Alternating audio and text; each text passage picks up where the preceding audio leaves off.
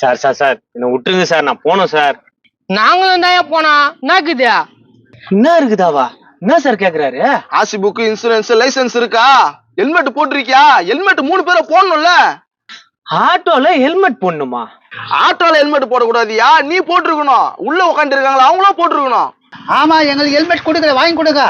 யோ சொட்ட, சூனிய வச்சு உடைப்ப முட்டை, ஒழுங்கா உட்காரியா? ஏன்பா அவர் ஞாயிற்று தானே கேக்குறாரு, ஓட்டெல்லாம் சவாரி பண்றோம், வாங்கி கொடுக்க மாட்டியா? ஏமா ஆட்டோக்கெல்லாம் யாருமா ஹெல்மெட் போடுவாங்க? சார் என்ன சார் பேசுறீங்க? பைக்ல போறவங்க தான் சார் ஹெல்மெட் கேட்பாங்க, ஆட்டோ கேக்குறீங்க? அப்படியா? சரி சரி, இப்ப புதுசா சட்டம் போட்டிருக்காங்க, ஃபைன் கட்டிட்டு போ. சார் நீங்க ஃபைன் போட்டுங்க, நான் வந்து கோர்ட்ல கட்டிக்கிறேன். என்ன இது வம்படி ஆகுதா? ஒரு உயர் அதிகாரி நின்னு இருக்காரு, அவரு முன்னாடி நீ இப்படி பேசுறது தப்பு.